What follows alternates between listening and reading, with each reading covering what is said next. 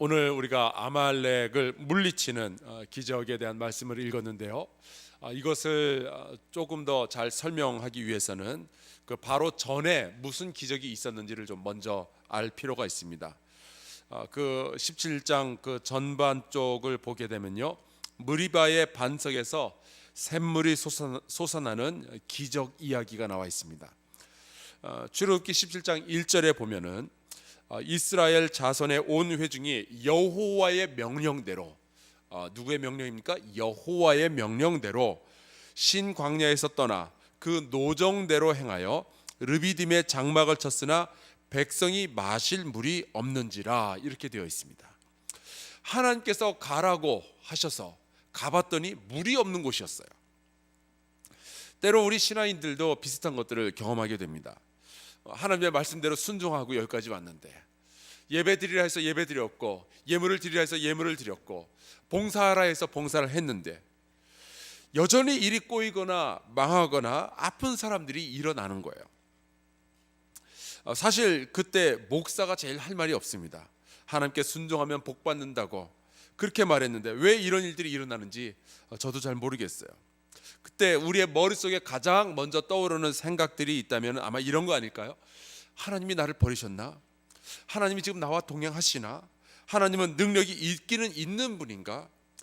하지만 여러분, 이것을 한번 조금만 깊이 생각해 보면은 가장 인생이 꼬였을 그때가 가장 큰 경험을, 가장 큰 기적을 경험하기 가장 좋은 그런 상황이 되는 겁니다. 그 상황에서 이스라엘 백성이 이제 모세에게 항의를 하죠. 그리고 그들의 마음속에 굉장히 강한 의문이 들어오기 시작했습니다. 하나님은 계시는가? 물론 이스라엘 사람들은 여호와 하나님께서 계신 것은 알았습니다. 홍해의 기적을 보았잖아요. 만나의 기적을 보았잖아요. 하나님이 계시다는 사실은 부정할 수 없는 사실이 되었습니다. 그렇다면 중요한 것은 그 하나님께서 지금 우리 중에 계신가 안 계신가 하는 거예요. 계시긴 계시는데 저기 멀리서 뒷짐지고 계시는 분이 아니라 지금 우리 안에 계시는가 하는 거죠.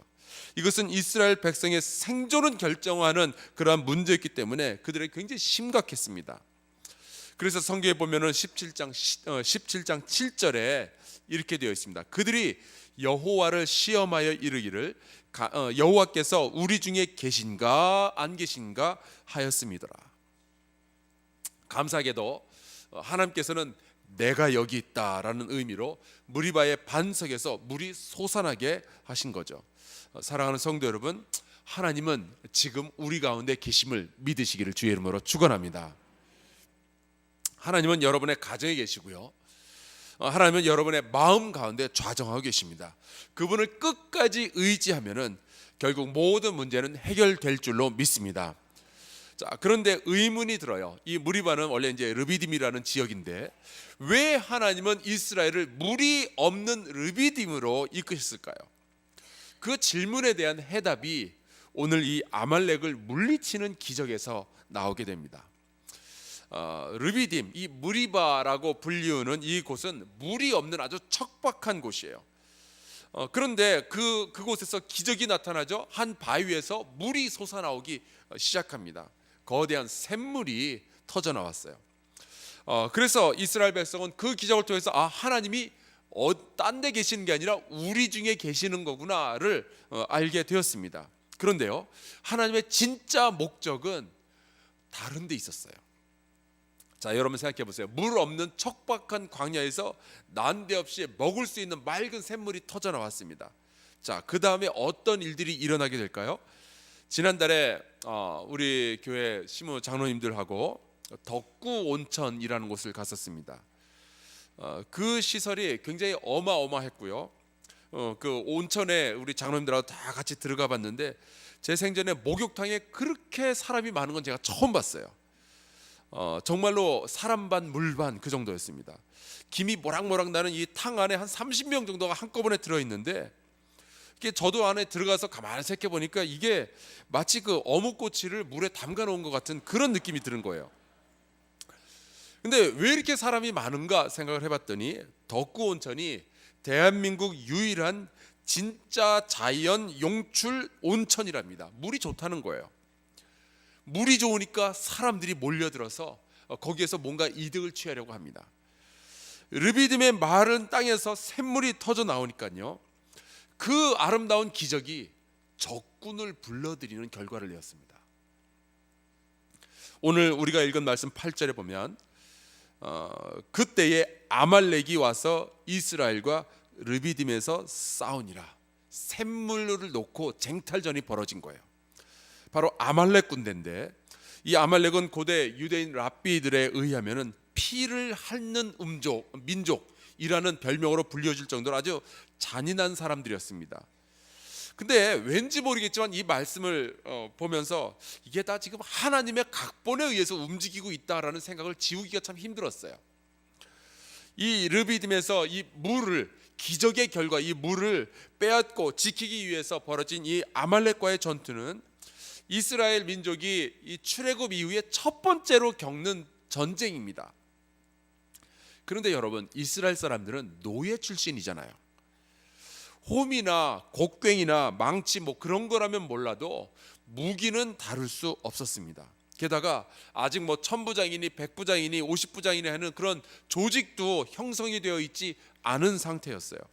한마디로 지들끼리는 치고받고 잘하고 모세와는 다투고 싸우고 그런 건 잘해도 외적과는 싸울 준비가 되어 있지 않았던 것과 마찬가지입니다. 근데 그때 급박한 상황을 보고서 모세가 이 이스라엘 백성의 다음 세대를 이끌 그 차세대 리더 여호수아에게 작전 지시를 내립니다. 근데 그 작전이 굉장히 이상해요. 모세는 이집트의 왕궁에서 왕자가 되기 위하여 교육을 받은 사람이었습니다. 그러니까 전쟁을 할 때는 어떻게 해야 되는지 그 모든 병법들을 다 잘 알고 있었을 거예요. 매복을 하든지 진영을 갖추든지 혹은 밤에 습격을 하든지 화공을 하든지 뭔가 방법이 있을 텐데, 근데 모세는 이런 작전을 세웁니다. 여호수아에게 말하기를, 나가서 아말렉과 싸우라. 내일 내가 하나님의 지팡이를 손에 잡고 산 꼭대기에 서리라. 이게 무슨 작전이에요? 어떻게 보면은 여차하면 튀겠다라고 얘기하는 것과 비슷해 보입니다. 근데 여호수아도 참 대단한 것이 그게 무슨 소리냐라고 그러지 않고 순종을 해요. 여호와 하나님께서 우리 중에 계신다라는 것을 무리바의 샘물을 통해서 일단 한번 봤거든요. 여러분, 기적이 한번 일어나면요, 우리 성도들에게는 굉장히 큰 용기가 생깁니다. 하나님께서 정말 우리 가운데 계시는구나 하는 것을 깨닫는 어떤 그 요소들 가운데 하나죠. 저는 우리 한사랑교회의 자녀들이 기적을 체험하고 용기를 품고 말씀에 순종하는 능력과 순종의 사람들이 되기를 주의 이름으로 축원합니다. 드디어 이제 여호수아는 말씀대로 아말렉과 전투를 시작을 해요. 그리고 모세는 아론과 훌을 대동하고 산 꼭대기로 올라가게 됩니다. 여러분, 다시 한번 말씀드리지만 분명히 하나님께서는 기적을 만드시는 재료로 순종을 사용하셔요. 우리에게 기적이 일어나기까지는 분명히 우리가 드려야만 할 순종의 분량이 있습니다. 여러분께서 이거 꼭 좀 기억해 주셨으면 좋겠어요. 자, 여호와의 순종으로부터 11절에 기적이 일어납니다. 모세가 손을 들면 이스라엘이 이기고 손을 내리면 아말렉이 이기더니. 여러분, 모세가 손을 든 것과 이스라엘이 싸움에서 이기는 것 사이에 도대체 무슨 관련이 있을까요?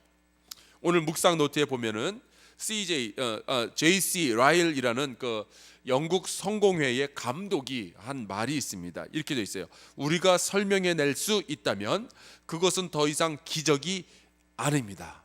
여러분, 어차피 기적은 그 근원이 기이하고 이상한 거예요. 인간의 논리나 생각으로 설명할 수 없는 것, 그게 바로 기적 아니겠어요? 하지만 지혜 있는 자라면 설명은 못해도 관찰은 할 수 있습니다. 지금 여러분과 저는 관찰을 하는 중이에요. 승리의 방법은 모세의 손과 전투의 연관성, 이게 모세가 손을 드는 것이 전쟁에서 승리와 어떻게 관련이 있는지 이것을 관찰하게 된 사람이 있었습니다. 그가 바로 여호수아였어요.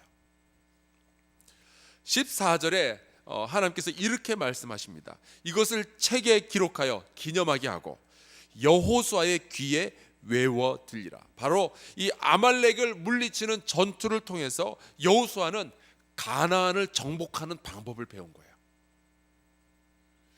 나중에 정탐꾼이 되어서 갔을 때 왜 여호수아는 그렇게 우리가 이길 수 있다라고 말을 했을까요? 승리의 방법은 이거였어요. 승리는 여호수아의 칼이 아니라 모세의 손에 달려 있었다는 사실입니다. 전쟁의 승리는 인간의 강함이 아니라 하나님의 강함에 의지하는 거였어요. 전쟁은 여호와 하나님께 속한 것이라는 사실을 아말렉과 싸우는 그 과정에서 모세의 손, 그 기적을 통해서 배우게 된 거였죠. 그 이후로 모세가 제단을 쌓고 그 이름을 여호와 니시라고 부르게 됩니다. 하나님은 우리 중에 계실 뿐만 아니라 우리를 위하여 싸우시고 우리에게 승리를 주시는 하나님이다 하는 그들의 신앙의 고백이었던 거죠. 혹시 여기 앉아 계신 우리 성도 여러분 가운데 지금 영적 싸움 과정 중에 계시거나 혹은 어쩌면 내가 이 싸움, 길고 지루한 이 싸움을 해야 될지도 모르겠다라고 예상되시는 분들이 계시다면 전쟁은 하나님께 속하였다라는 이 사실을 분명히 기억하시기를 주의 이름으로 축원합니다.